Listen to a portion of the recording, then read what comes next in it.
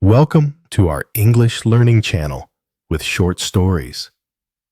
Enjoy clear, slow, and easy to understand narration. Please like and subscribe for more. The story of Pope Francis. Can a simple boy become the leader of a big church?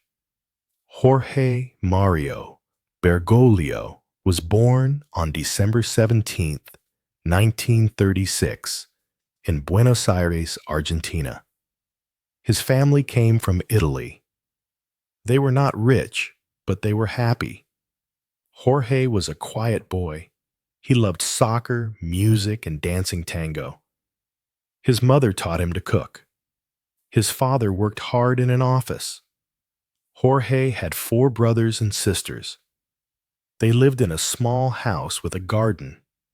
As a boy, Jorge went to church with his grandmother. She told him stories about God. Be kind, she said. Help people. Jorge listened. He liked school too. He studied science and worked in a laboratory. But he also had fun. He worked as a bouncer at a club, keeping troublemakers out. Stay calm, he told them, smiling. Life was good, but Jorge felt something missing. When Jorge was 17, he went to church on a special day. He prayed alone. Suddenly, he felt a strong feeling. God wants me, he thought. His heart beat fast. Me? A priest? He was scared. Being a priest meant no family, no wife, no children. Jorge went home, confused. He told his mother, I want to be a priest. She cried, No, you're too young. His friends laughed. Jorge, a priest? You love dancing. But Jorge was sure. He said, This is my path. At 21, Jorge joined the Jesuits, a group of priests who helped people. But life was hard. When he was 22, he got very sick. His lung was damaged.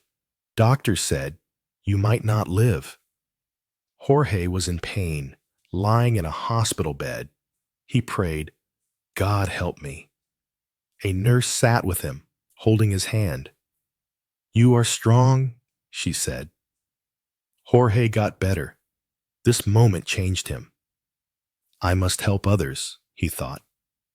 Jorge became a priest in 1969. He taught students and worked with poor people. Argentina was not safe then. In the 1970s, a war called the Dirty War happened. Soldiers took people away. Many never came back. Jorge was a leader of the Jesuits. He had to protect his priests. One day, 2 priests were kidnapped. Jorge was afraid. Will they die? He wondered. He prayed all night. Then he went to the soldiers.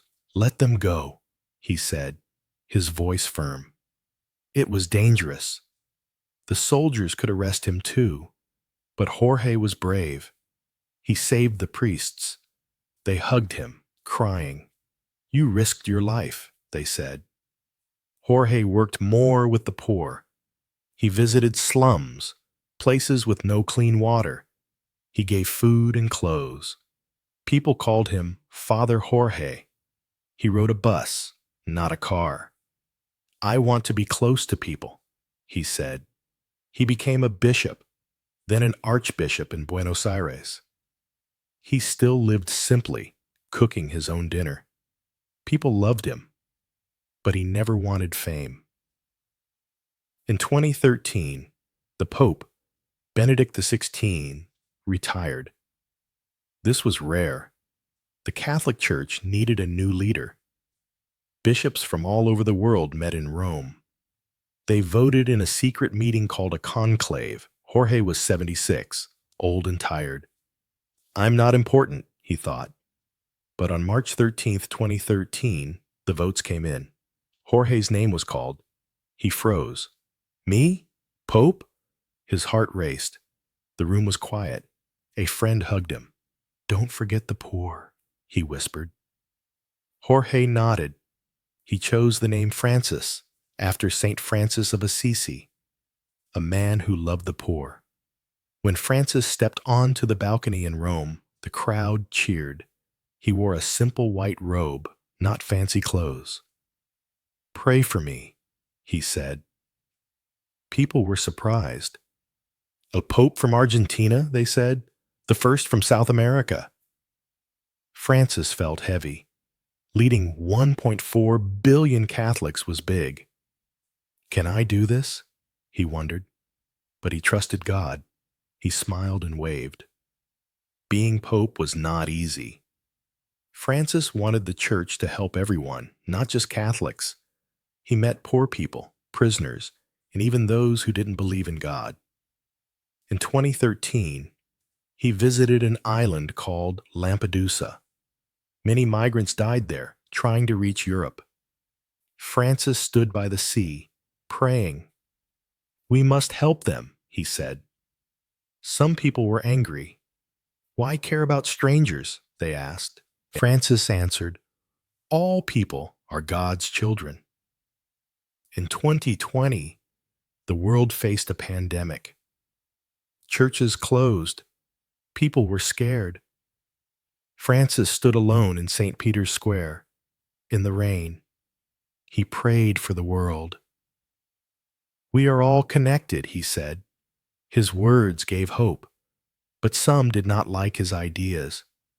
They said, "He's too different." Francis kept going.